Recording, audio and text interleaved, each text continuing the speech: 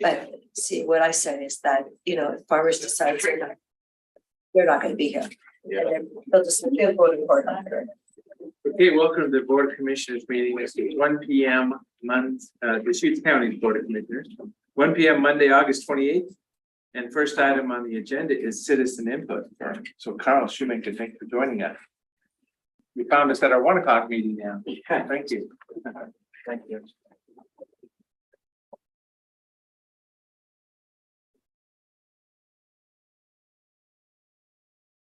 I've been thinking, I'm Carl Shoemaker, I live in Bend. I've been thinking, after I gave that speech last week, we hunters have to get hunting permits to hunt legally in the mountains. So we pack our pickup trucks and we load our packs and hike and get up the mountain and hike in it and make base camp. Do you know how hard it is to carry a backpack up and down a mountain? We scout out the terrain, we have our breakfast next day early. We make sure the campfire is put out properly and we hike up out to our location with our backpacks and sit waiting. Be very, very quiet. We're gonna get that schooly buck. What is that, a noise? Is that a buck? It is. Bang. Got him. Let's go see. We're going to have to do something with this carcass. Let's cut it up.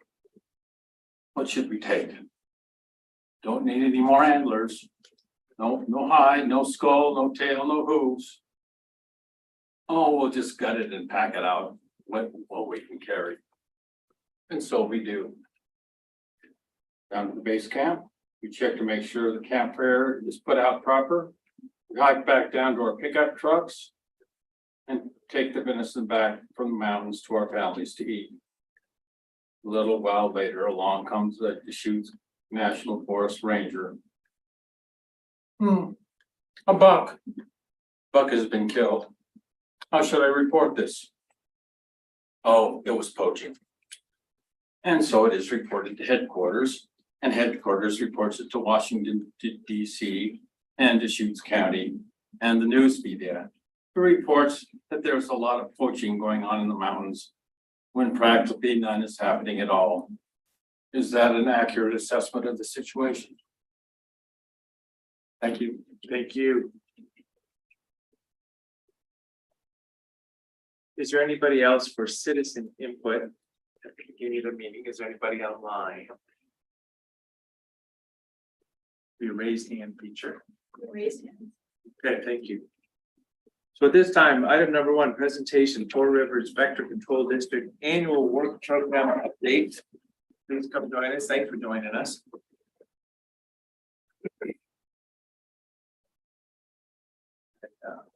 I was able to stop by the office about a month ago, wasn't it? Yeah. Go ahead, do your introduction from there. Miles Bolin, operations manager. I'm Sierra Deepak, I'm the office manager.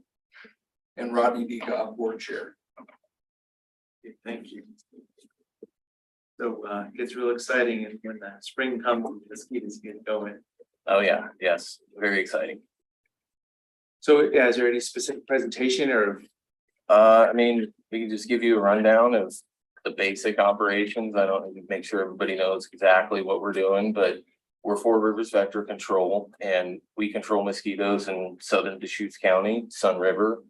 We have a 24 square mile area that we operate in. It goes from Burgess Road in Lapine to Benham Falls Day Use area. We treat the Little Deschutes, the Big Deschutes, the Spring River and the Fall River and 5 golf courses, private land, public land, and Forest Service all within that boundary. Basically, we use many steps of integrated pest management for every life cycle of the mosquito, every stage. We try to get to them from egg all the way to when they're flying, depending on what stage their life cycle is in, what the weather's doing.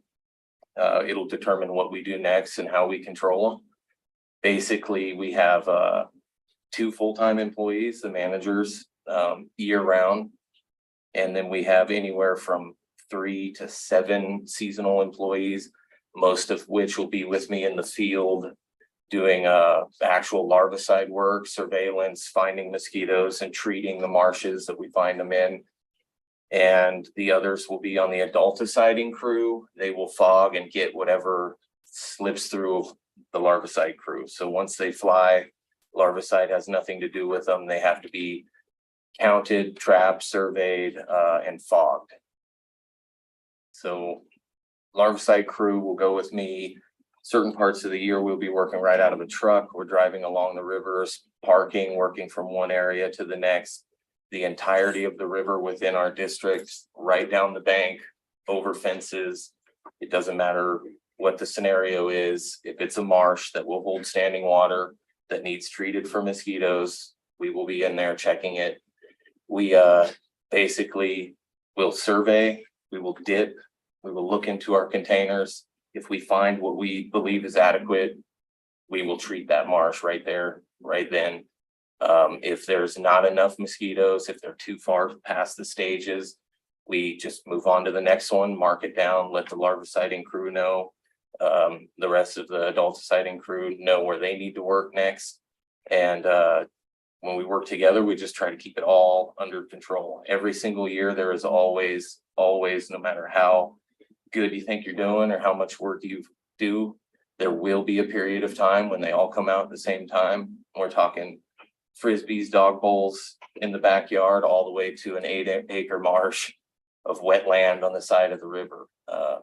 They're everywhere.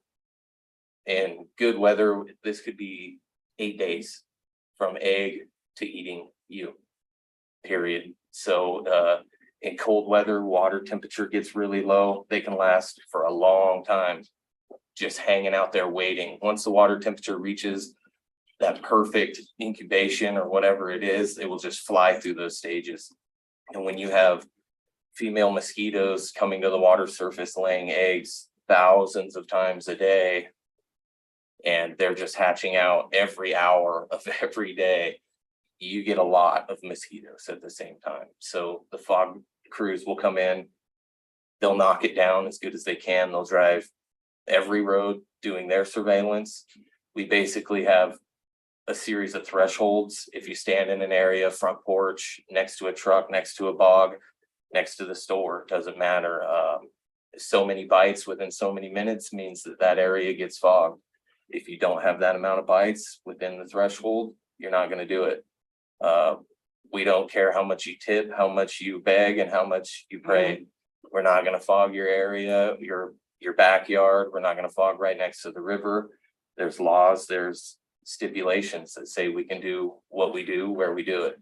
And if the temperature is below 55 degrees, we're not fogging. It's not on the label. It's not a matter of whether or not that's legal. It is, once the temperature reaches that low, the mosquitoes, just like every other insect in the forest, lay down and go to sleep. And we're not going to do anything by suspending a fog in the air for mosquitoes that are not flying around. So those are our thresholds. And once the temperature, the weather, the wind is all correct, and we have the bites within that time limit, we will fog it. So yeah, we get the calls too in the springtime, and that's where I made a relationship with you guys, making sure we know who's who. Yeah. The neighborhood folks get pretty wound, and it's just always that short period of time, no matter what's happening. It's just that Every year. changes, yeah. Yeah. So Next year, it'll happen. it will. It absolutely will. Well, and there was stated that the lower river flows last year, so it was more than a year that the river just didn't quite crest, and then this year we got double. Yeah, I was out there 12 years in the swamps walking around, and I have seen high river levels, Little Deschutes river levels in those years, but this last year it was all the way up to the Welcome Mats. It was absolutely everywhere, and for a longer period of time than normal. Normally we get that flood and it'll sink right back down, and we treat the standing water. This year it seemed to stay up there and just kept moving, and every time we'd go down the river and spray it, treat it, the water would come right back up, flood the whole area and sink right back down. And it was just kind of a really big battle. But Yeah. we went from a point of 700 and something phone calls in a matter of 2 days to less than 10 phone calls in a matter of 2.5 weeks. So Yeah, it's always like that. And then you were able to fly a helicopter this year. We I know that did, was a yeah. discussion. we had a new pilot, and he was dealing with some FAA rules that he didn't feel comfortable flying over golf courses or over top of a house.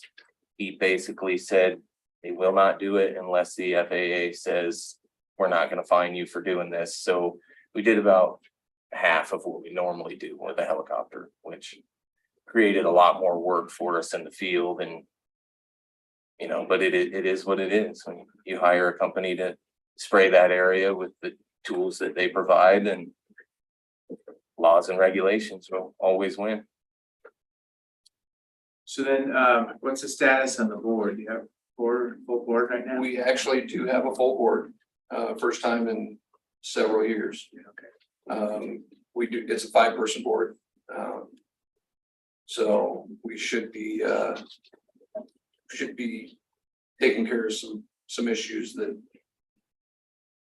transpired over time, so. Well, because that's what I was like, well, I think Yeah. they're looking for board members, when people Yeah, call no, us this we, spring. We did, we actually just filled the last position at the Great. last meeting, so yeah. And then, as I said, we're notified that our health department can be an ex officio board member, so you're maybe not voting, not responsible for the dollars like the regular board member, but a reference point. So, let's keep them on a Definitely, email list or whatever, whenever there's a board meeting notification. yes, definitely. Good.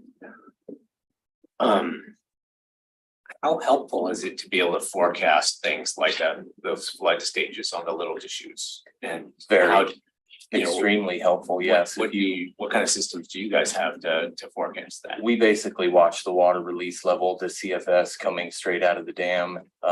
Once that bar starts to climb, we know within the next couple of days, the water will rise right back up. You get used to the water levels and the numbers that they present. You see this number and you're like, it's not too bad. You see this number, it's gonna be bad. So you can really keep an eye on it. We had the Big Deschutes River wasn't like the Little Deschutes this year. It stayed in its banks and it was much lower and controlled. The Little Deschutes River had a mind of its own. It was all over the place.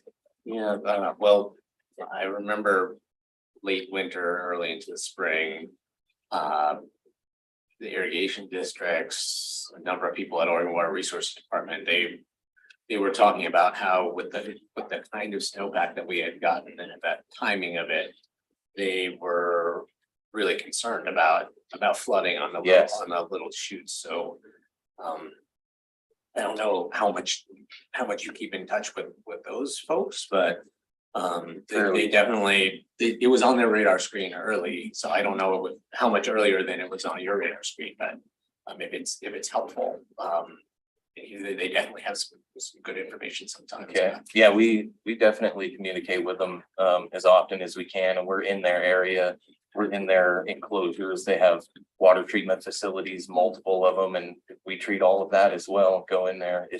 If that is water standing in the district, we're going in there and we're gonna see if the mosquitoes are in there. But I think the biggest problem was the fact that it came up. We all expected it to come up. We all knew what was coming, the great flood, and it just never stopped.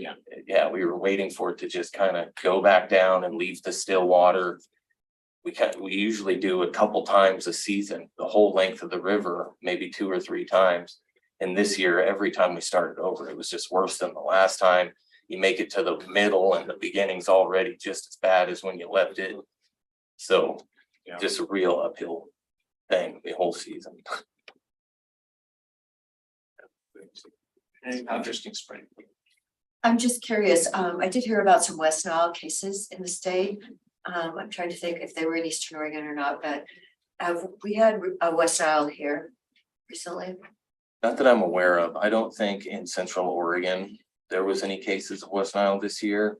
I do know that the mosquito thing was not just Sun River or Oregon. It was across the whole US this year was really, really bad compared to a long time. I think we had our first domestic borne cases of malaria in the United States for the first time in over 22 years because of the sheer numbers of mosquitoes that we're getting out. So you can't run away from them. There's nowhere safe. Everywhere you go, you're pretty much gonna get hit with mosquitoes this year. Okay, so you're not aware of any West Nile then here for a while? Not that I know of, no. So then the website was updated, I hear? Yes, yeah, I went through the whole website, we updated it, added pictures of the guys out in the field, so we can kind of, you can see what they do out there. On a daily basis, and yeah, so it's been updated and it looks a lot better than it did. It's like a lot easier to navigate. But it's More, just- more modern, more readable, easier to understand. Yeah. Categorized, what you're looking for is actually in there, a map that is usable. Yeah, we added a map of the service areas, and then like a service request form on the website, so if people can't get through on the phones when they're slammed and super busy, they can fill out a form on there. And then we get an email notification for that. Yeah, so as I say, there's just that period of time in the spring, and then we get the calls, you get the calls, you get the calls by the hundreds and thousands. Probably the only other feedback is, maybe a report, maybe a weekly report, as of this date, this is what we did, or we have this much resources out in the field, because we've been in that spot sometimes where I'll get a phone call and I'll send it off. And I think you guys are out there working hard, but you're so busy, you can't even respond to the phone call, so Yeah, just closing that loop somehow would probably be real valuable. we did, we spent a lot of effort this season in repairing and rebuilding the structure of the company and making it to where people can get the answer that they're looking Yeah. for, or get a phone answered when they call, or something like that is how it should have been. It hasn't been that way for a long time, and we're really working hard on fixing that. Well, having 5 board members maybe be key to that too, just so people are in the know. Yeah, well, it's hard to answer phones and I know. do that when you're knee deep in a swamp behind somebody's house, so, Winter time's a good time to get organized. yeah, yes. How long, I mean, the season that you have all the seasonal employees on for, like, when's that? Depending on weather and water levels, we've started in the end of April and we've went to mid-September. Anywhere in the middle of that, depending on weather and water. If we have 9 feet of snow outside, it doesn't matter if it's May. It's not melted, it's not standing water, there's nothing for us to do, so. But if it's melting quick, getting wet, and it's starting to pool, we got a lot of work. We will be out there walking on the ice as soon as we can. And then do you do contract work like for other areas? Or I mean, you said you have those 24 square miles, it's a tax base, it's a district, special district. And you don't do work outside that. Not a single We contract moment. with Sun River. Yeah, Sun River itself, but Yeah. it's still within that, It's still within our, the boundaries. boundaries. There's just no way we could do any, we can't do Well, because anything that's else. the call we'll get too, how come Yeah. everyone come to my house? Yeah. Well, part of a district, maybe, propose to annex a district or whatever, but that's a big process. Yeah, and there's a huge misconception out there where it's not Terminex. We're not killing termites, we're not killing ants. This isn't pest control, this is vector control. Mosquitoes kill humans, they spread disease, they kill humans. That is the only purpose of what we're doing. We're not making vacations more comfortable, none of that matters. We are here because they kill, I think it's still more people a year than any other creature, so we can't just go to your address and spray your baseboards and walk away. They have wings, they'll just fly right over. It's miles and miles of distance. There's almost no benefit to going to a specific address and spraying for mosquitoes. Unless you have 20 acres of swamp in your backyard, your address is, Just like everybody else's. Yeah, Yep, got it, exactly. yeah. and if you don't do the 10 neighbors around you, you're still gonna have mosquitoes. Yeah, understood. Any other questions or thoughts? So, as I say, it was pointed out a year or 2 years ago that is a required annual meeting for vector control, just because you are spraying something in the environment in a large area. So as I say, I've been a commissioner for a while, I had no idea that it was a required meeting, so that's what we're doing today, but it's great information. Also, this is recorded and you probably even put a link to this little update on your website if people want to hear from you. Yeah, great. Thank you very much. Thank you for coming. Yeah, thank you. I was supposed to talk the least. There you go. Item number 2, well, yeah, I got her to talk. Item number 2, proposed amendments to the county code relative to signs placed within public right of way.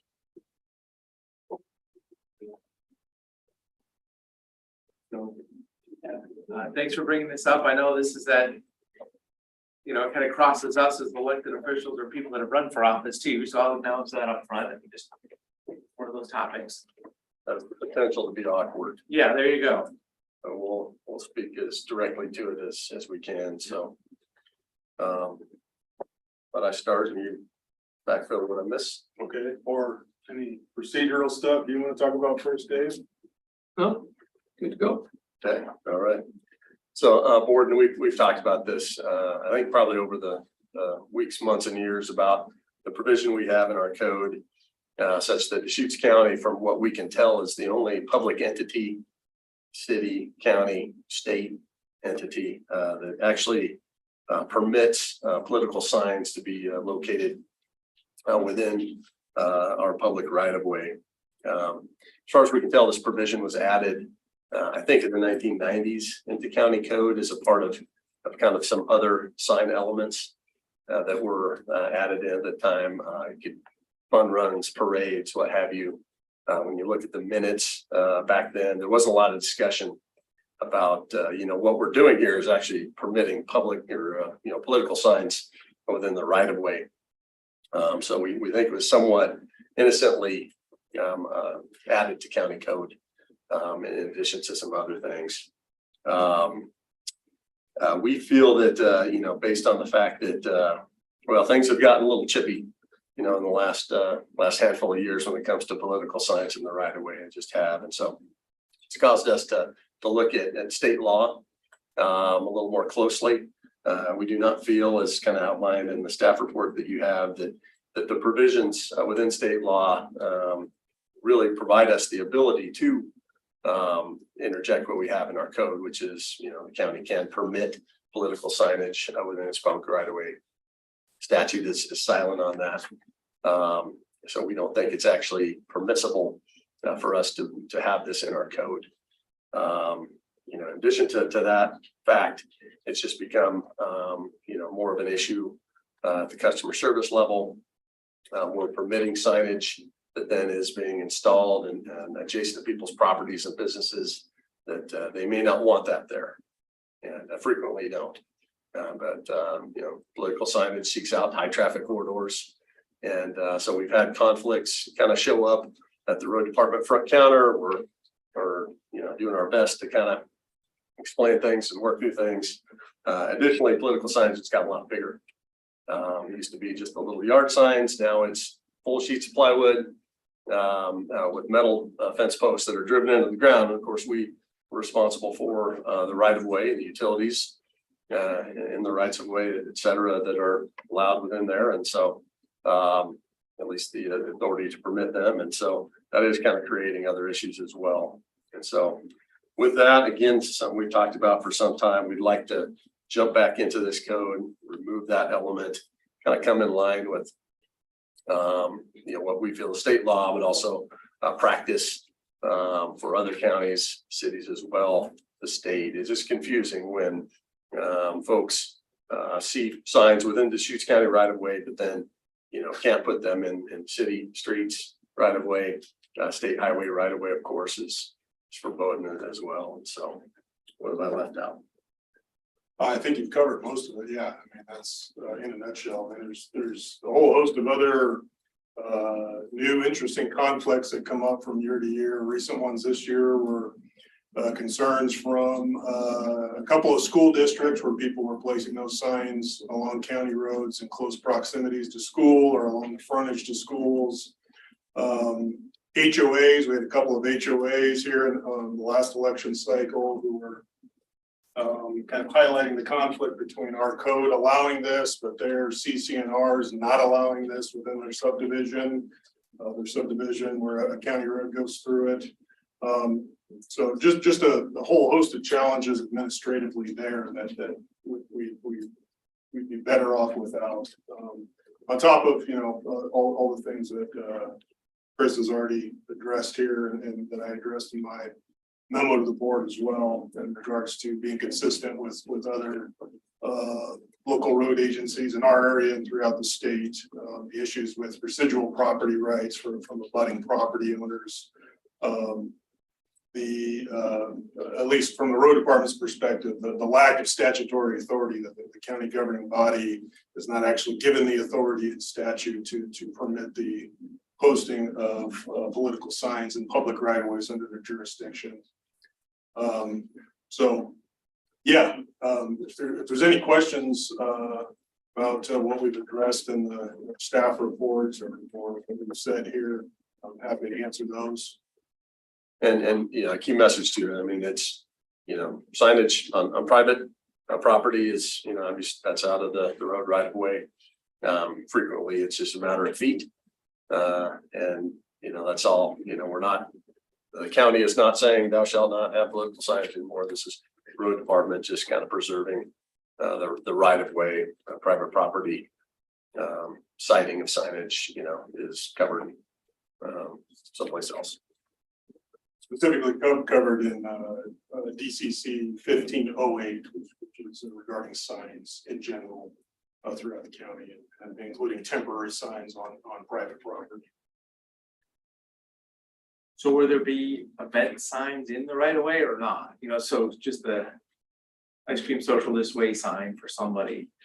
Is that a possibility? It is a possibility, and it happens more often when that's happening is when the county is permitting special events. So typically, those signs are being permitted in conjunction with that special event permit. Bicycle route, something for a race. Yeah, whether it's relay races or bicycle races or whatever.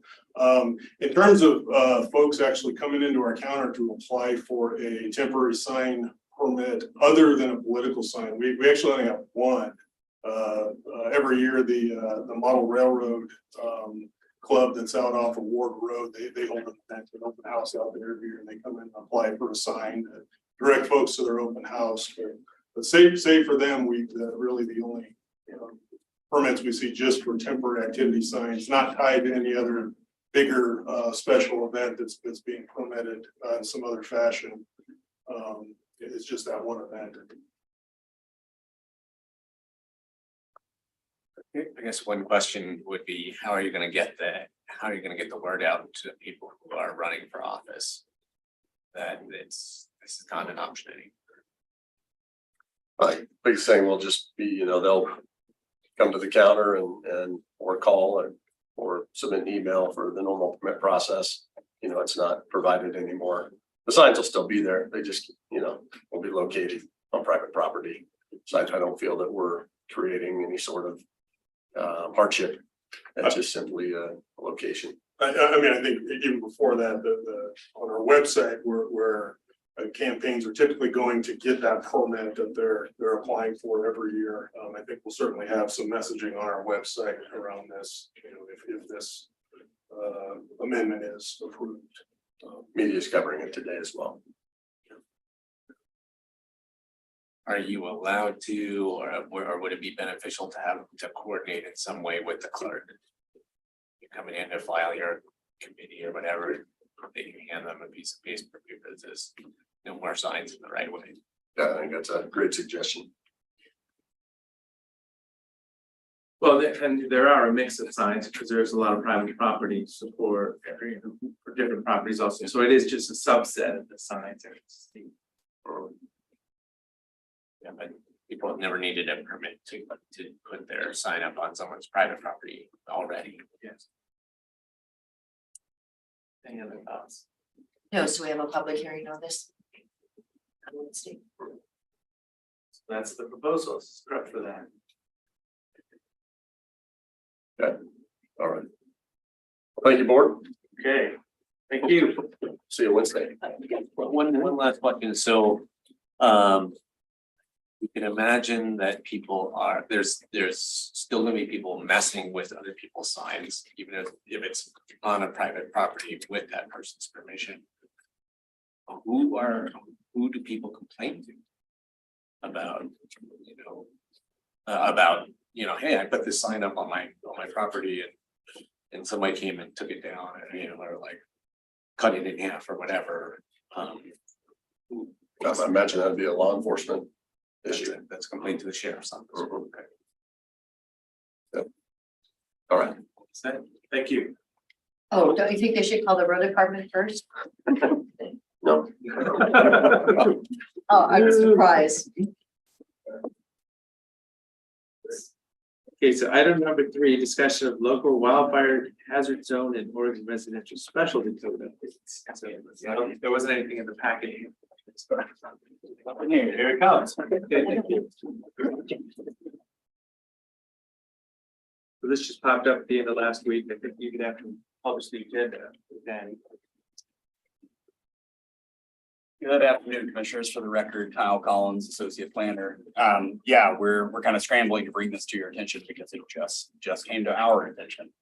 And I'll do my best to give sort of a general overview of what's going on here, what we think the possible impacts are. And then I have Krista from our Building Safety Division for more specific questions if you want to go into the details. So very generally, high level, the State Building Codes Division periodically issues updates to the Oregon Residential Specialty Code. That's what governs all residential construction throughout the entire state. One of the sections of that, which I think the board is familiar with at this point, is R327, which governs wildfire mitigation standards broadly. As a part of the larger kind of state wildfire mitigation efforts that have been going on for the last several years, there's a new round of updates that are coming to the specialty code in October of this year. Because of those particular updates and an existing portion of the Deschutes County Code, which deals with our locally adopted wildfire hazard zone, which includes the entirety of Deschutes County at this point in time, a previous set of prohibitions on wooden shake roofs, which was associated with that map, was adopted back in 2001. Would be broadly expanded once this new version of the Oregon Residential Specialty Code is updated to include a wide variety of fire mitigation actions related to siding, roofing materials, ventilation, decking, etc. The reason this is a particular issue, we know that a larger set of these amendments are likely coming with adoption of the state wildfire risk map, probably sometime next year or early next year in 2024. This is a much more of a sprint scenario where we weren't anticipating these particular code updates coming in line, and it would involve a rather drastic increase in pressure, particularly on the Building Safety Division, to both understand all of these requirements and then relay them in essentially a month to tell all new construction permits for residences that you have to meet all of these additional wildfire mitigation standards. Our proposal right now for the board is essentially a minor update to revert back to the status quo.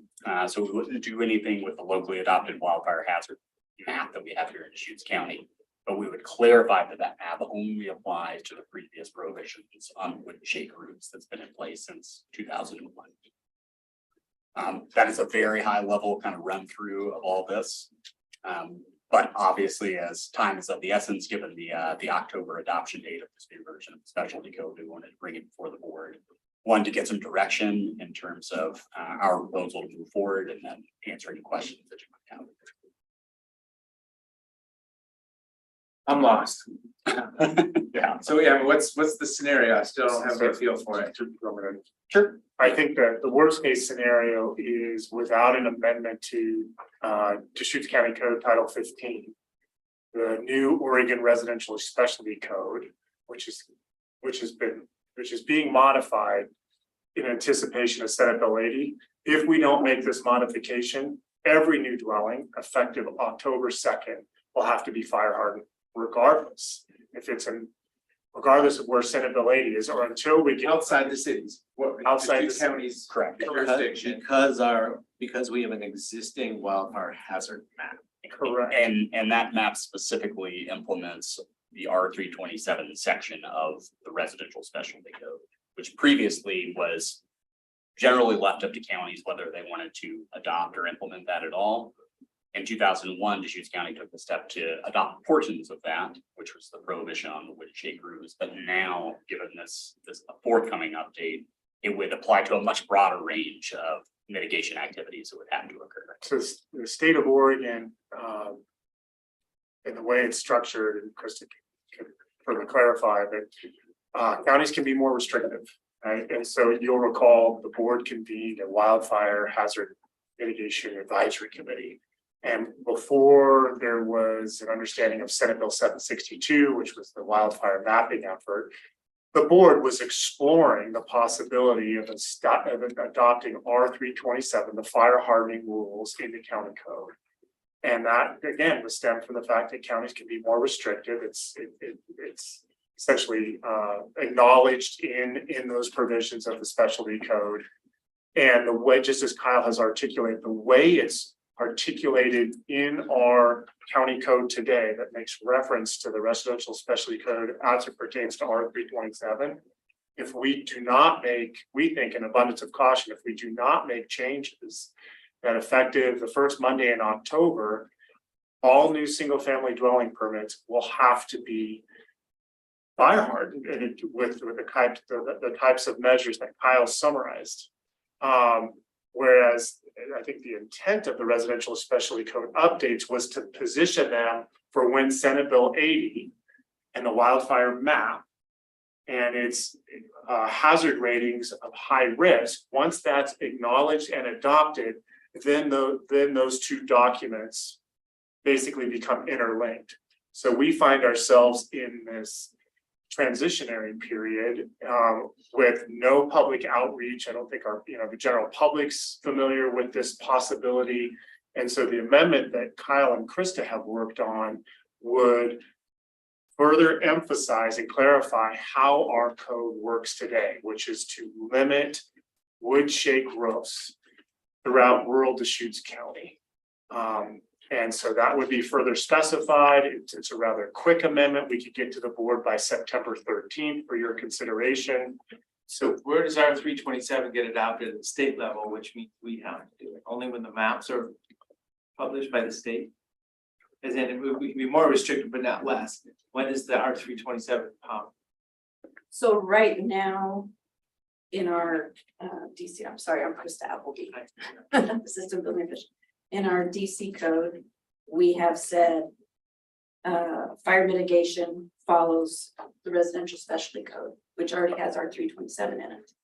Under the current R327 that we're under right now, there's kind of a two-tier of what has to be done.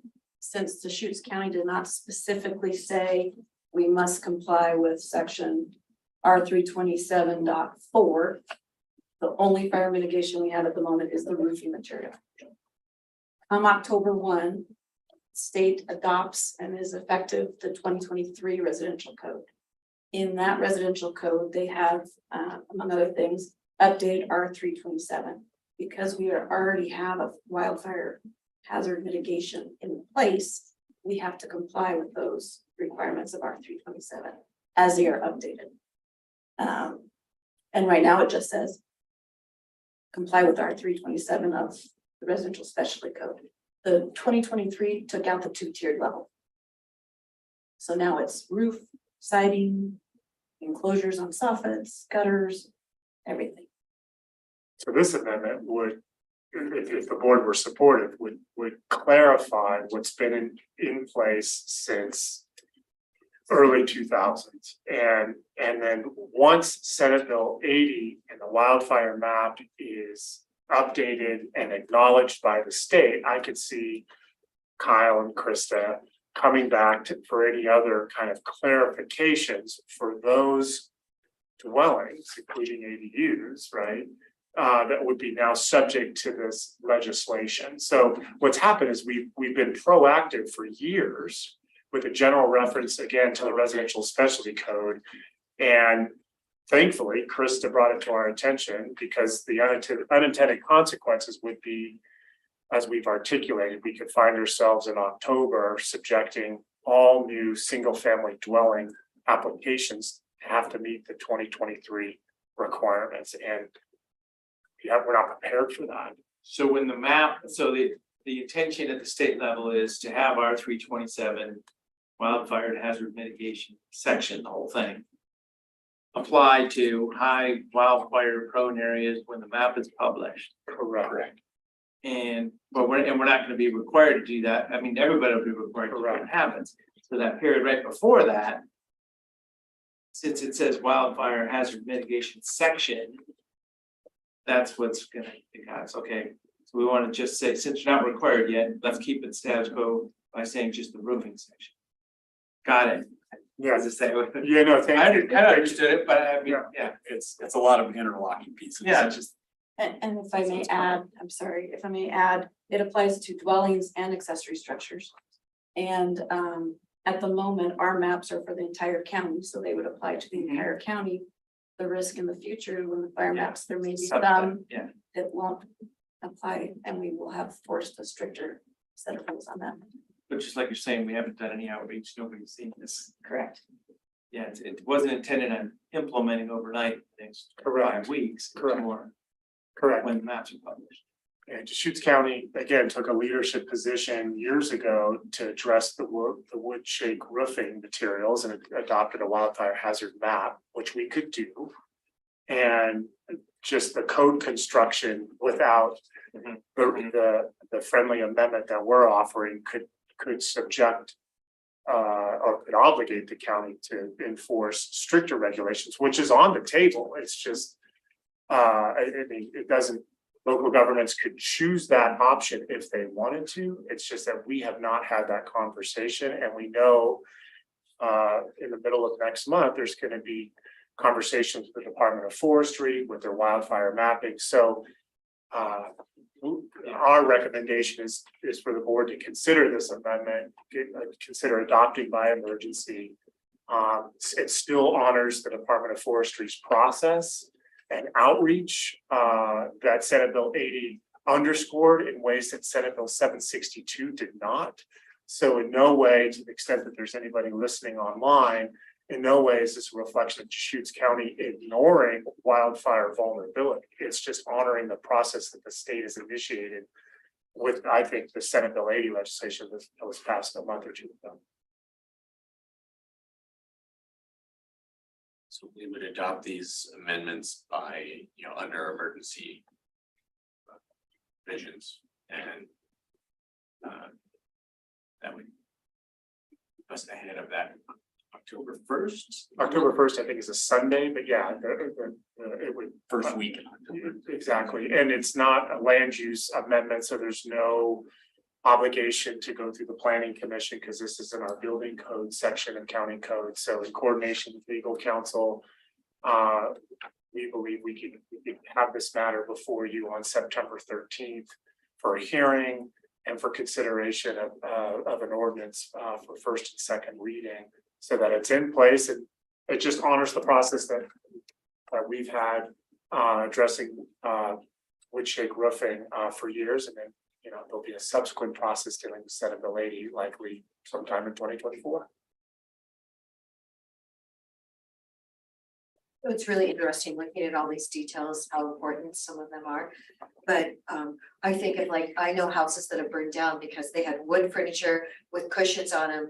I always took mine inside whenever I had like a fire in the neighborhood, because a lot of times those can ignite, and then you've got a fire going by your house, and then something catches on fire from that. So it's, we're trying to do our best, and yet the issue is sometimes bigger than we can imagine.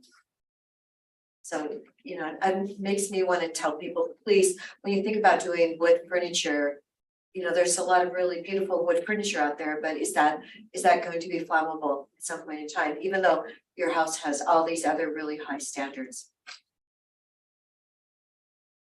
And it's like the big house that burned down in Bend a couple of years ago because a cigarette butt went under the deck and got into the bark, and then and they lost a, big house over that. This is also, I mean. Guessing there's not a whole lot of people in our community who are aware. That this is going to be an issue for them. In a few weeks. Anyway, but to the extent that, this is generating public attention, it is also an opportunity for us to prepare people. That when the high risk, hazard areas are identified early next year. Those are areas where the full bundle of R327 special codes will be required.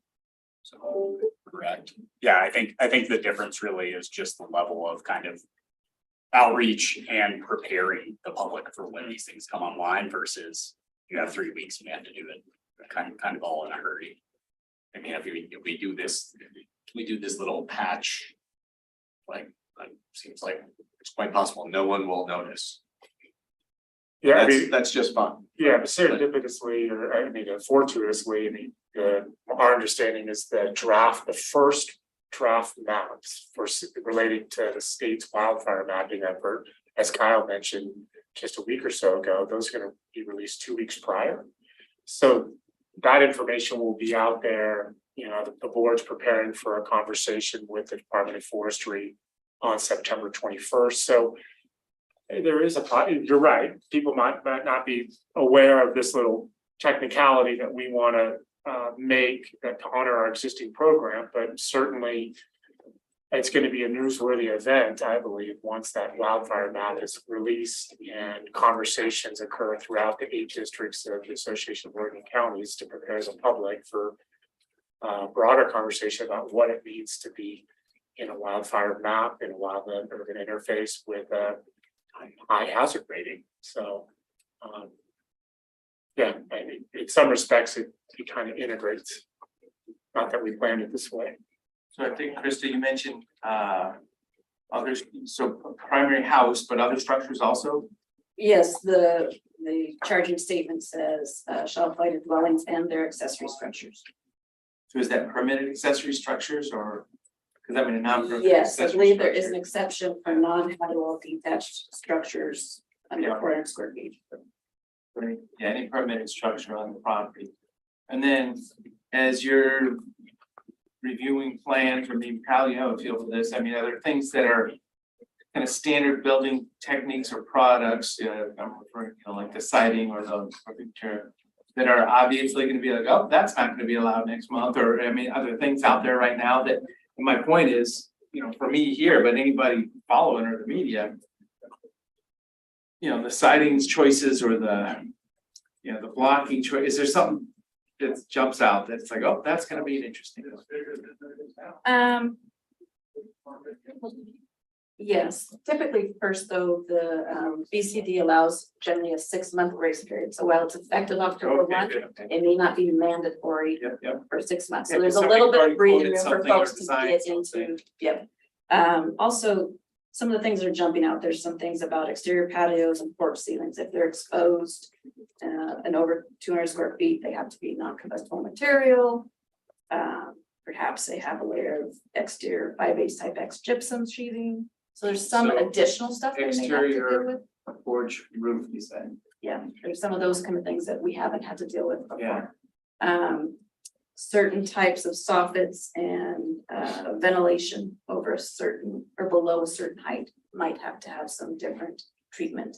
So it's finite details that our customers are gonna have to pay attention to and we'll be looking for on the drawings. It's gonna be a lot cheaper to design it and build it in instead of having to figure it out after the fact. Correct. I will say we do reach out to COBA and our architects and other designers with, hey, codes are changing, pay attention. I think we put one in the last time with the newsletter that the Deschutes County sends out. So we try to get the word out, but we can't go through and tell them every single change. We can give them links and. they So have to then do it'll be some due plans diligence. review at that point where, new rule says you have to. The ceiling and the porch needs something. Something, yeah. Yeah. Yep, or Okay. a cantilevered floor that's unprotected now needs something that you haven't had before. But with this amendment, eventually, if it was adopted, these measures don't come into place until Senate Bill 80, the map is. Yeah, adopted. understood. So, I was just trying to get tangible, what are we yeah, talking but about? it's, if we were to get it, your question, the comments are, and Krista's responses are excellent. I think it's a reminder that when we have an understanding of when those maps will be in effect, it probably won't be immediate.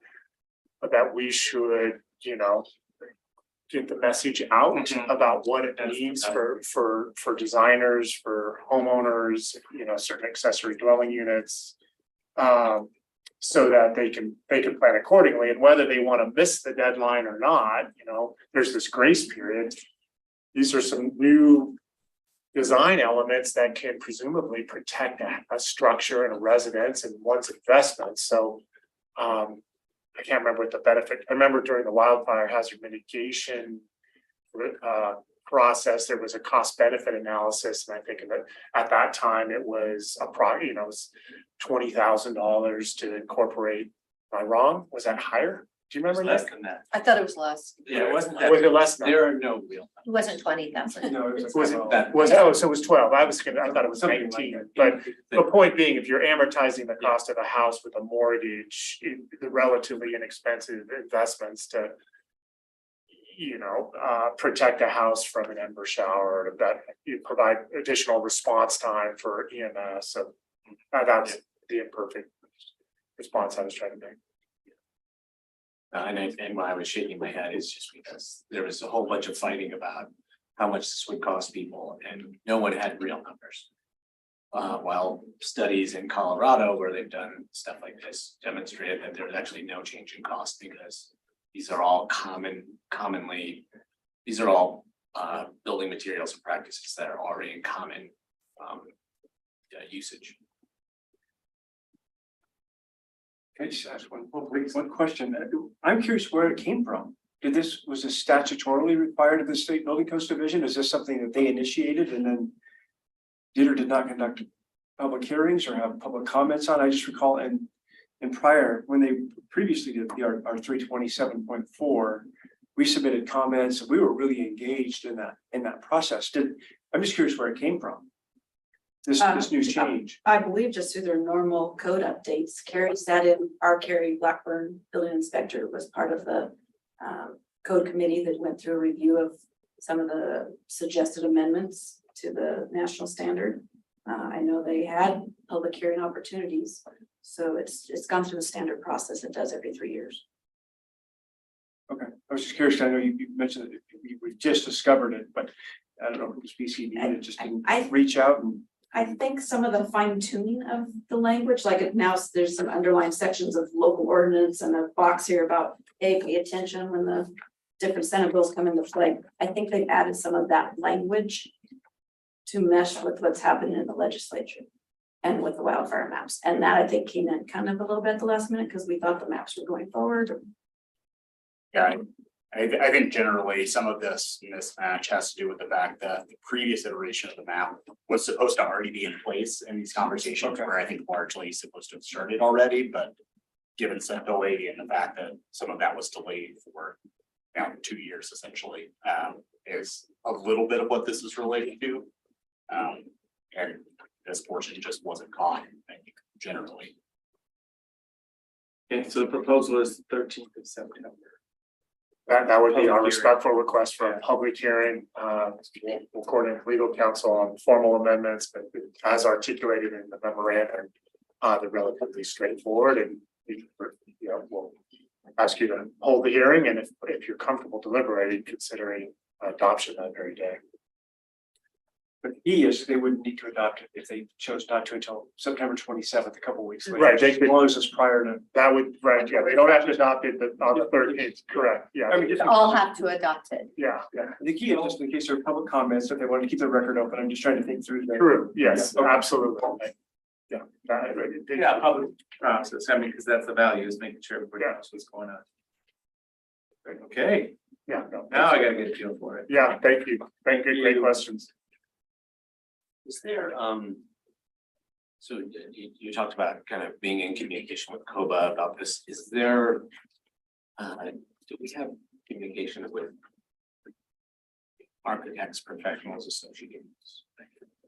The design folks, I mean, maybe those are some of the most important people to know about these changes. And, you know, I would hope that in their continuing education offerings and all that kind of stuff, that there is information about these coming requirements that, that, you know, people who design homes, design accessory structures will be getting this information. Do you have a sense of it?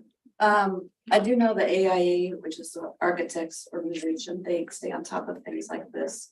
And we generally send out notices to them as well. The general designers who are not necessarily licensed professionals who do a lot of the home designs, they don't necessarily have an organization like that.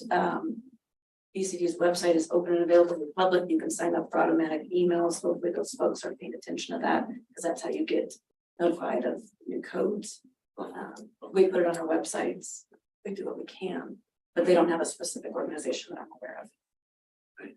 I'd also say, I mean, more generally, I think this is a little bit into the future once we start having drafts of the larger state maps that are coming out. I think our goal as CDD is to reach out to all of these different organizations over a long period of time, including people like COBA.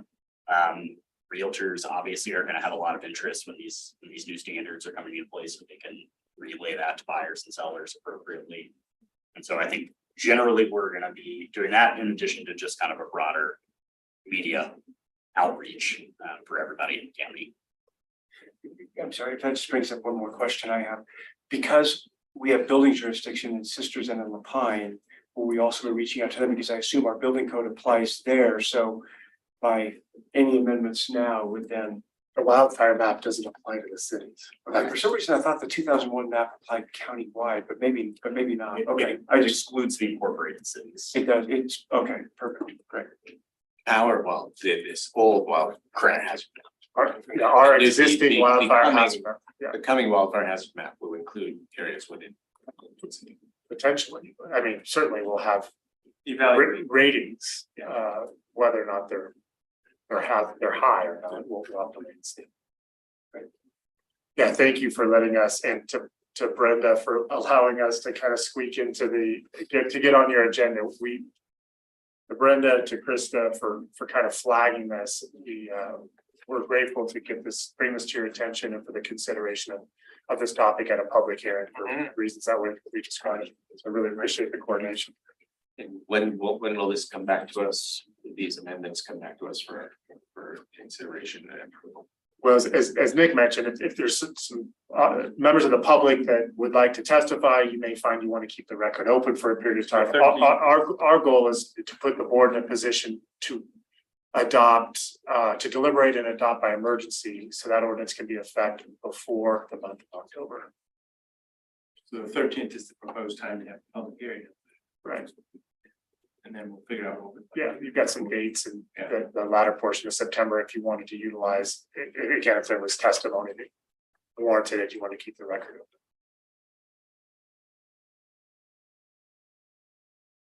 open. Okay, Thank you. thank so much. you. Thank you.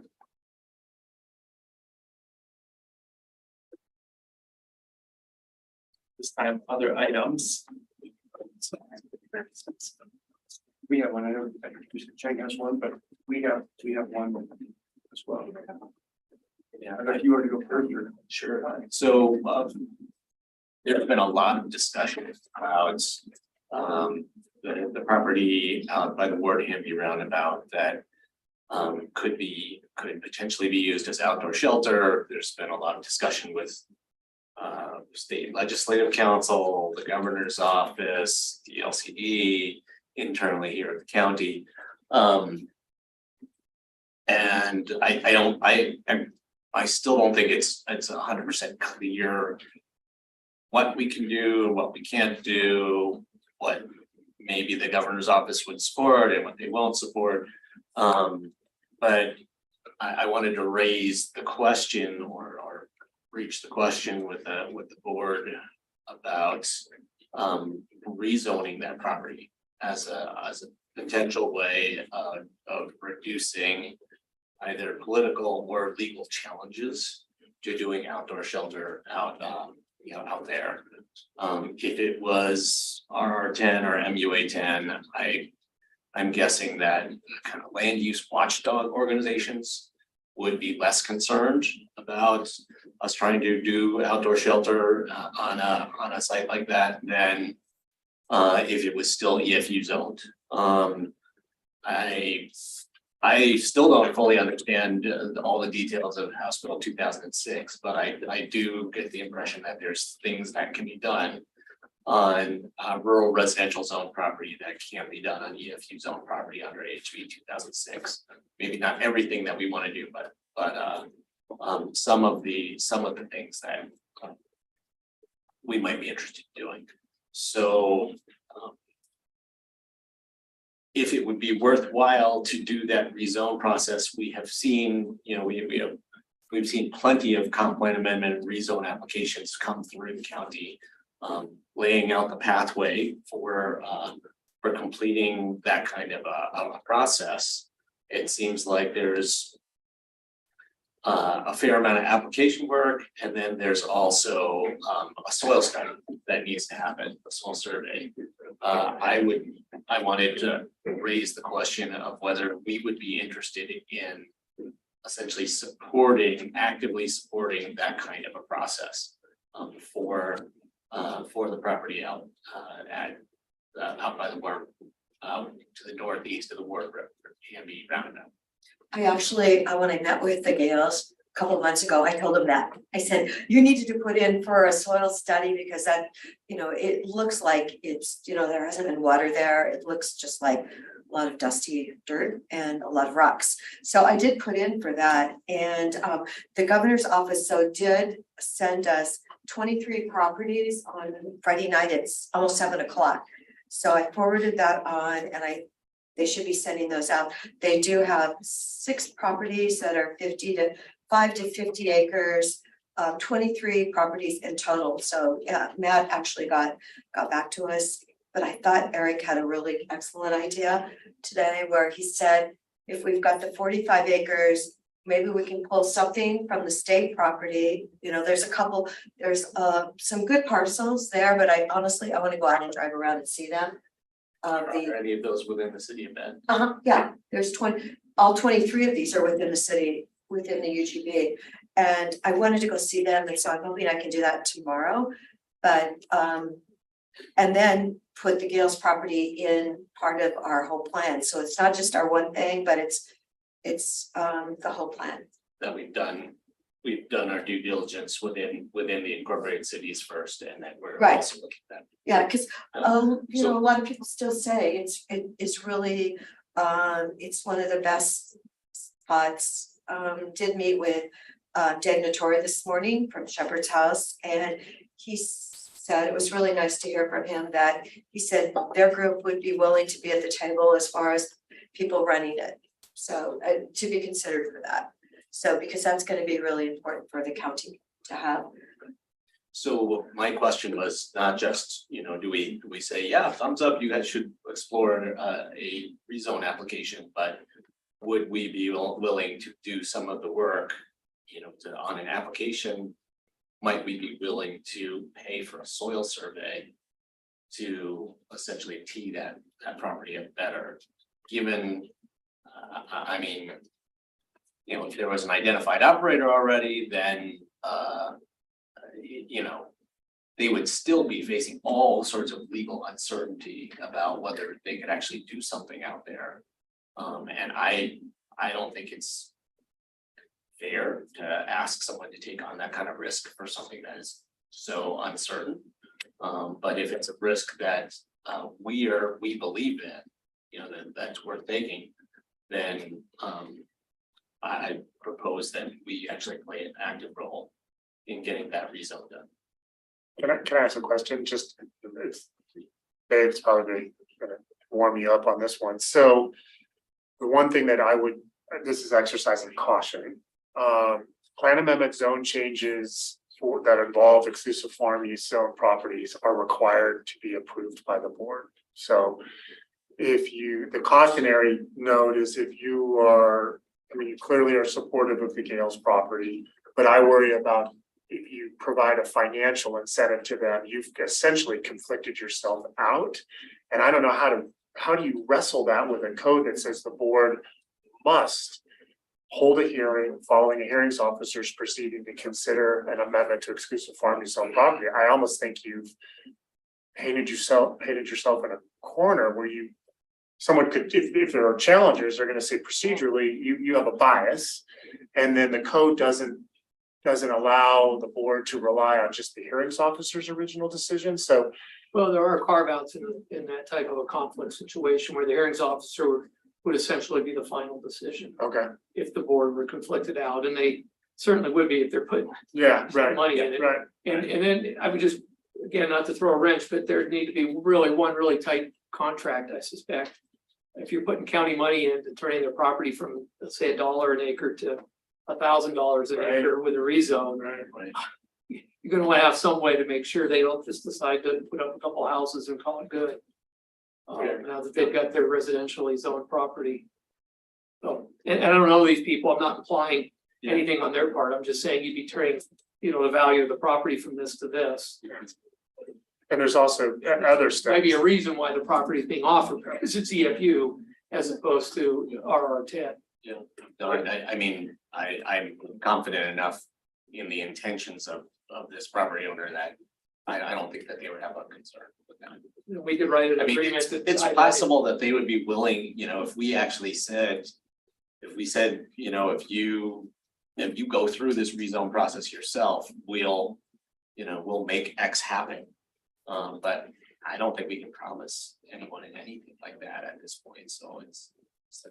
There's also a transportation, there's gonna have to be a transportation analysis, because when you upzone a property, you're gonna look at the highest, most intense use, which is gonna be residential. So not to say that that's insurmountable, you have a roundabout there, but ODOT and others will likely comment, but you'll have to look at vehicle trips and ensure that. And I presume, because there is a brand new roundabout there, that it will comply with the transportation planning rule, but there are other factors that come into play, when you rezone property besides just the soil analysis. And do we have any idea what that soil analysis would show? Well, it's 58C and I can't on the fly. I presume it's, there's no irrigation out there. I presume a majority of it is 7 and 8, but I can't say that for certain. I don't, I think you're obligated to probably do a detailed soil analysis anyway, even if it is predominantly 7 and 8, per the rule, to ensure that, you're complying with goal 3, and then there's just other factors, the findings that go into a plan amendment zone change, and most are hiring land use attorneys, those are tens of thousands of dollars. Isn't it like at least a 2-year process too? I don't know about a 2-year process, but it can be lengthy, especially if there's objectors. One has to evaluate, this board has reviewed several plan amendment zone changes involving EFU, so you're well aware of it's more than just a soil analysis. You have to ensure that the subject property couldn't be utilized as part of a broader farming operation. But just, looking at Dial, there's solar farms close by, there seems to be a lot of parcelization. There's only one irrigated property within the vicinity. So on the face of it, it looks, quite promising, and it matches the trends that the board has experienced with lands that are being rezoned on the eastern side of Bend. So, it may be a property that has real assets, but there are some significant state hurdles to overcome to demonstrate that the land should not be zoned agricultural any longer for a rural residential exception area designation. It was interesting because when I did meet with Jim and Craig, they, they just said, we want to do something to help. We realize it's such a huge problem. And they were even suggesting checking, with the KOA campground, the Walmart campground. So I tried again, the second time in 2 years. And of course, they said they didn't want to sell. But they were just like, whatever it is, we really want to help you. They're contractors. They've been incredible, been successful. It's just like Dave Notori this morning told me that one person in Deschutes County has bought 2 homes for his graduate program for people that have successfully passed either through the Shepherd's House program. And yet, kind of still keeping those hands on the relationship. That's so important for so many people that have had serious issues with their life. And he said, somebody in our county has bought 2 homes for him. I mean, to me, that's really amazing that people understand how important it is. So, and he needs another home. And the Gales, are they affiliated with the Christian Life Center or not? No, they're not, but they are in talks with them. And the Christian Life Center is, I think, they just acknowledge that, for any plan amendment zone change, especially one where the intended use is identified, it can generate opposition. And while I know the board has heard a lot of positive things about the Gales property, one should be prepared upon hearing that there's potentially an emergency shelter being contemplated at the site. But it's just the Deschutes, unfortunately, Deschutes County experience is one where opponents are likely and can be highly engaged. So, well, Chuck Hemingway was also part of the conversation, and per Chuck and Jim and Craig, they said both churches are incredibly supportive of doing this. And that's why it would really be nice if we could do safe parking at those 2 locations now rather than later, because we have people on the waiting list in Bend for safe parking that, a dad with 2 kids, that man needs to be at safe parking sooner rather than later. So I'm hoping that they can step up and be able to accomplish that. yeah, I'm just acknowledging in this day and age, it's hard to put up a accessory structure without the neighbor being an objector because it's impacted their forested environment, their view. So it just, the board's well aware of the volatility that is associated with land use. I just want to put that on the record. Thank you for giving us a reality check on what the comp plan amendment rezone process can look like. I would love to get, I would love to have staff take a look at basically what would this gain us? What would this actually gain us in terms of reduction of the risk of legal challenges, if any, and also what this might mean in terms of other kinds of challenges that might come forward. Whether this could, soften the governor's position a little bit, or make her more supportive, things like that. There's a lot of political intangibles about this, but if we take a look at it, and there's some real juice to be gotten from doing this squeeze, I'd like us to consider expending some resources, human resources, cash, or both, to get that soil survey and to get that application process. That's my thing I'm floating. So I would not come to that conclusion.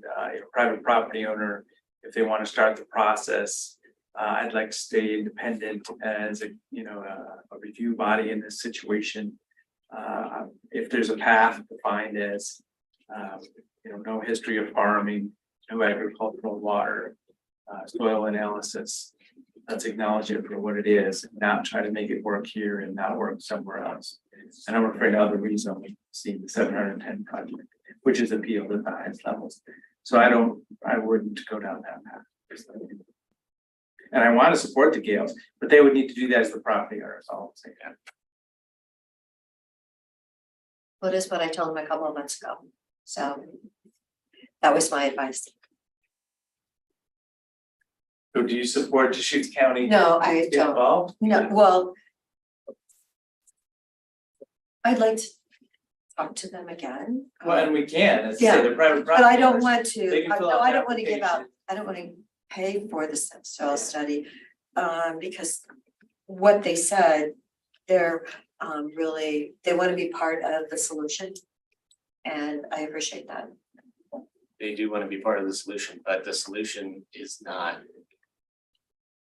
They don't have a clear pathway to be part of the solution, and this is one way of potentially shifting for them. How clear that, the pathway is. Well, looking And at if, the other, my fellow commissioners aren't interested in supporting that, that's fine, or that's your choice, yeah. Well, I would like to talk to them again. boy, as I So- say, I'm here for them too, but as I say, for this quasi judicial land use process, I would like to keep it simple. And respect it, just. Okay, thank you. That's, yeah, good discussion though. I mean, and I want to support the. Yeah, no, I mean, it's super easy if a hearings officer, if his hearings officer supports this. And we're not able to hear any kind of appeals on that, we just send it to LUPA. It's, it's not, it doesn't in any way compromise the the land use review process or kind of, creating murky issues for us from a quasi judicial perspective. We just step out of, you just stay, keep out of the business of that process. So I don't see that as a really as a reason not to do this. If you have other reasons, that's fine, but. Okay. Thank you for bringing it up today, and we have another meeting on Wednesday going. Okay, good. So this was an email I think we all got from the Pine Community Health Center asking for a letter of support. This body was provided to us, as I'm talking about what the Community Health Center does, but also applying to the Public Health Services Act, Section 330, Service Area Competition Grant. I still didn't do my homework on that. I don't know what it is, but Yeah, Jen the Patterson. format looks great. Yeah, Jen, this kudos to Jen Patterson on this one, but she was able to turn this around. I think this has a due date of August 30th, and so we wanted to make sure to get it before the board for your consideration today. And yes, excellent summary. This is it looks like an application that they've made previously and are soliciting letters of support for this most recent application. See, because the Central Oregon Health Council affects northern Klamath, but not North Lake. Even though I know Lake County, they use that area too. It's, Christmas Valley, etc.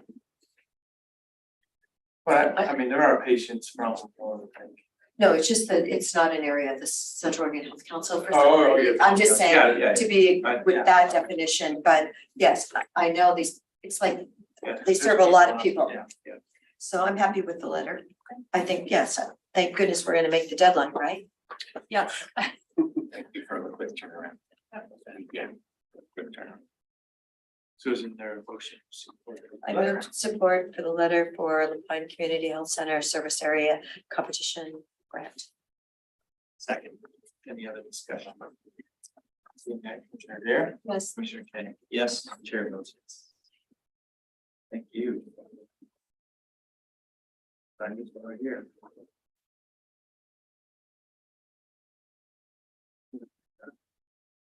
So other items? Just executive session when you concluded other items, I'm sorry. County College. Oh, yeah, Please. Yeah. there you go. And I got one too, just to put it in ready to get started here. So the fan partner lunch, September 20th, Wednesday. So that's something that would be during one of our board meetings the next week. And I would like to attend. So we'll just schedule around that lunchtime period for our Wednesday, September 20th. Where's that one gonna be? Shovel Park, Aspinall, Okay, What time is it that day? noon to 1:30. Okay. So yeah, as I say, we'll schedule to finish it something. And there's Commissioner Dare, I recall you might want to leave earlier that 20th in the afternoon. no, Yes. no, it's the 13th. Oh, it's the 13th. Right, I just didn't, I was hoping our meeting wouldn't go on forever on the 13th. Oh, that's right. The 20th is where a couple of you may be going to Klamath Falls. Right. Not until then, okay. Right. Yeah, that would. The other thing that's happening that day, The 20th. on the, yes, after the fan launch, which we had flagged for Brenda to keep track of, thank you. Is that the Ready Board is holding their annual retreat that afternoon from 2:30 to 5, so. Between the fan launch and that, if we could just be done on that Wednesday. You know, by 11:30 or whatever. So that backs us up to the 11th, which is a Monday, which is usually AOC day, but if we can have a board meeting in the afternoon, that'll help the 13th. And thanks to Brenda, she's already notified department heads, so they're aware. So we will, okay, so we'll tentatively have a meeting on the 11th, just because we'll look for agenda items. Okay, And we do have a board meeting on the 18th, that Monday. So when we look at the agenda for the 20th, if there's anything that's too big, we can move it up a couple days. and so I'll drive to the AOC thing on Thursday morning from La Pine, but then I'll spend the night that night, because I think there's like a board meeting the next day and different things. Okay, well, there we go, next couple of weeks. Since we're talking about the. Maybe we should start our meeting that day on at 8 AM or that's fine. something. If we only are gonna be till 11. Yeah, if needed, okay. If needed, When we receive the agenda, we can see. That sounds good. That's the 20th, right? yes. Yeah. Yeah, I'll let you all know that, I'll be there for the full day for the district board meeting and the wildfire hazard map review. With AOC on Thursday, and then I won't be there on Saturday when the legislative meeting is gonna happen. You good? So I assume that at least one of you would be there. I will be, I'll be there Saturday morning. Leave midday Saturday. Oh, but the legislative committee meeting on Saturday is 1 to 5. Oh, yeah, no, I'm not, well, yeah, so I'll see how that all goes.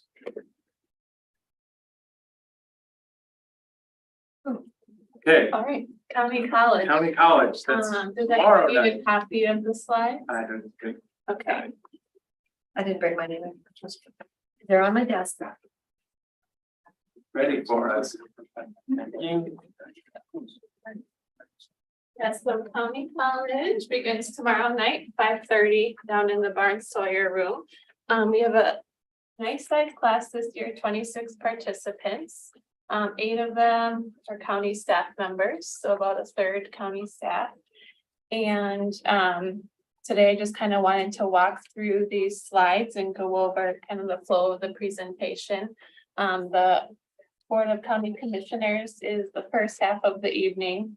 And then county administration will finish up the evening after a break,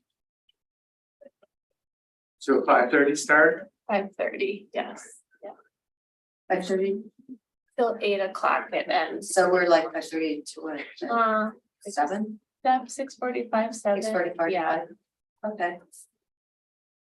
Well, last year was my anniversary. Oh, yeah, So not this year, it's really great. I get to go out the next night. 37, Bob, it's 37. He has no idea. He was guessing. I know, it's like, Bob, just do your math. So this first half presentation for the board of commissioners will run right up to this question slide. Correct. Yeah. And the first couple of slides that are about County College, would that be the commissioners delivering that, or is that going to be more of an introduction from some staff person? Yep, it's up to you guys. I'm happy to kick it off, and I prepared kind of what to expect during County College, and then I thought each participant could just go around quickly and introduce themselves if you find that valuable, and then jump into your slides on maybe the introductions, the 5th slide. Or if one of you would like to kick it off, that's For the great. introductions, sometimes it gets real long if we're not careful, so we've seen that over the years, so. who's gonna keep an eye on that or wanna set a time? Have the clock running somewhere. Yeah, just, well, cause if like the second or third person gives their life story, and then everybody starts talking more and it just gets way out. Maybe, well, I think Stephanie and I discussed some, light Okay, parameters so we're all around. talking. Yeah, so we've been kind of coordinating around, just name, why you were interested in the class and just a brief overview of, how long you've been in the area or something. And So, there'll be plenty of time in the next couple weeks to, Yeah. expand or whatever, it's just. And if you're gonna do that, would you think about like maybe putting under introductions, a couple of sub bullets, name? Just so that you can refer back to it, or That's a good people can see idea. it. okay. We wanna hear them, it's just that. It can slip, it can take up the first hour as it's hearing. Oh, I thought you were talking about me talking too long.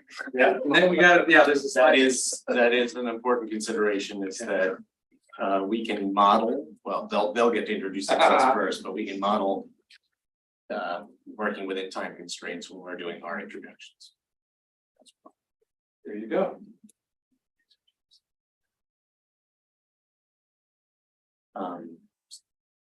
So to the question of who does the first couple of slides, Stephanie, I wanted to ask, will you be sort of like your keeper? For Yeah. these folks through the weeks? Yeah. So I think if you're gonna be their keeper through these weeks, I think it's actually very appropriate for you to do those first couple of slides. Tell them what to expect from county college. Perfect. Happy to. And then if we start talking too long, you can stop us too. Okay.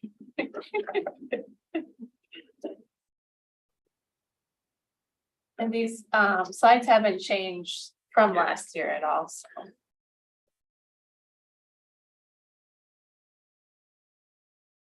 It'll be the first 4 slides. Mhm. We'll have a couple minutes apiece to introduce ourselves. Yeah, We want to set 2 up- minutes? 2? sure. 2 minutes. I want 2.5. That'd be over. What? I'm betting the over. Okay. No more than 3. Yeah, so then what do counties do is that's just the introduction slide to the next slide, is that the, I'm just making Yeah. sure. Okay, and then the video will play, Yep, that's a video. got it, okay. Mhm.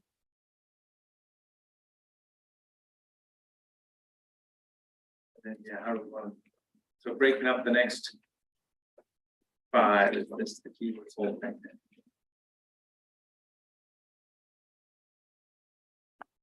Want to take just kind of talks about the scope of everything. Okay. I'd be happy to introduce the AOC video. Okay. That'll be that. Is one, What the County county about- do slide and then Oh, yeah. so if I do county services, Okay. Then I can do the services and partnerships, just kind of adding more content.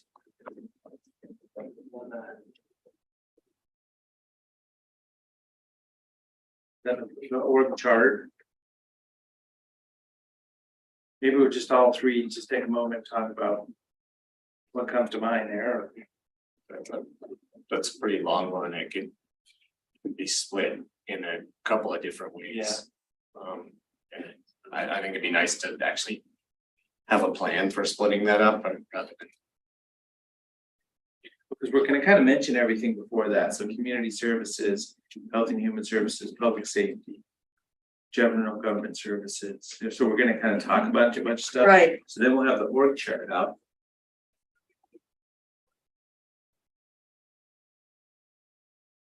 And yeah, man, that's just mainly, then maybe that's just mainly assigning departments to county administrator or deputy county administrator or certain elected officials. yeah, okay. So yeah, that's good. Maybe that's a short slide. But that's maybe one of us can speak about the other elected officials and how we see them in this org chart. They are elected officials. They kind of have a department / elected position. That's one group of topic, and then, break in the. I'd be happy to do the elected officials. That's fine.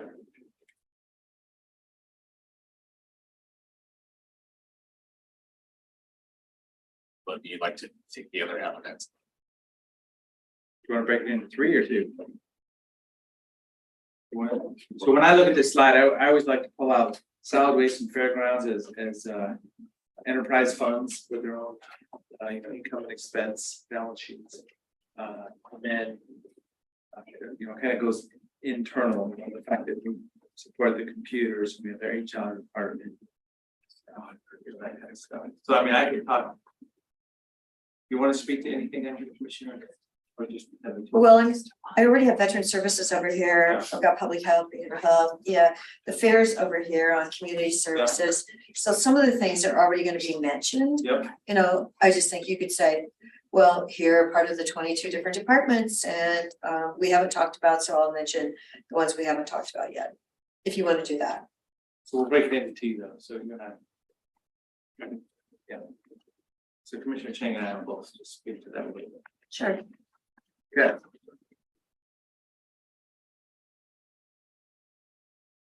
And then the next one is us. That's like the last one. Oh, yeah. So questions, decision. So how about, I mean, we'll just take a turn on this because we can all talk about whatever we want to with these bullet points. Just a few statements. Okay, we're talking about the last one, we're gonna share. Yeah, Commissioner Dare only has one slide so far, if you can have this one. yeah, okay. So you can read this one off, Okay, I don't have to share. and then as I say, we'll be kind of winding up anyway. So if there's anything else to say, and then we'll go to questions. Perfect.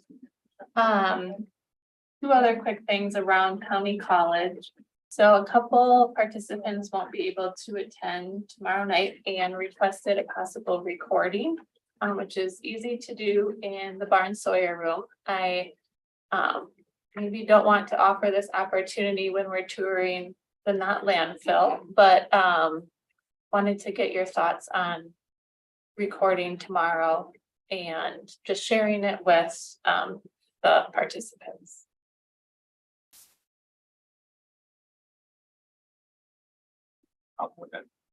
Sure. So I know the first time when I did County College, I didn't get to go to a meeting and we were actually given the option of going to the jail when I get extra credit so we could still graduate. Yeah, I thought that was really, so I spent a couple of hours in the jail. Really. And it was enlightening, I mean, they had notebooks in their library, whatever, so I brought in a big bag of books and things for them. I just felt like I know a lot of people that are jailed can't even read. And I think that's really a tragedy. So I don't know if you're offering anything like that, but just knowing that's what we did in I think 17. Okay. Yeah. Yeah, an extra session because. Okay, if we have a graduation ceremony and let's say they missed 2 meetings, they need to make something up. After the graduation ceremony. No, I mean, no, we did it before. Or I wouldn't have graduated. So I support, recording, keep it simple. Let's not try to produce it too much or Right. whatever. So I'm just thinking. Let's make sure the room feels like we're just having a fun meeting. Yeah. Okay. Can do that. And then lastly, You ask Nick, because he would be recorded too. are you comfortable with that? I'm absolutely comfortable. Okay. And then graduation is Monday, October 30th. So switching from Tuesday to Monday Because of Halloween. because of Halloween. Yeah. So invite you 3 to that. And I wanted to ask, graduation is the same night as the clerk's office presentation.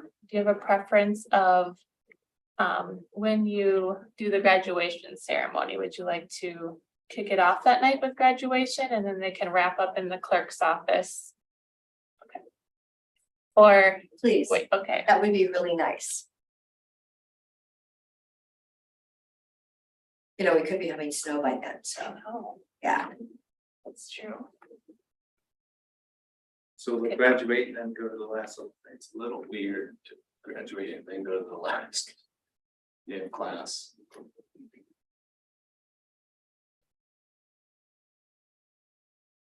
Get ready for Halloween. Not. So yeah, you want to stay later? I would stay later. I'm not I the one can that's, stay later. I'm not the one who has to drive. If you. Yeah, do you feel strongly about that? I don't mind staying later. I mean, it's seven. Well, usually my day starts at 10 minutes to 6 in the morning, so yeah, by then I'm. What, it's a Tuesday? A Monday. Oh, it's Monday. Okay, so we'll have an afternoon meeting and then we'll have this. I'm sure the weather will be fabulous. Yeah, so we'll do it afterwards. After, Yeah, we'll Clerks, start, have okay. start the clerks. okay. Okay. Thank you. Thank you. Alright. Anything else? We do have executive session today. Okay, so seeing nothing else, we'll go to executive session. Under ORS 1926602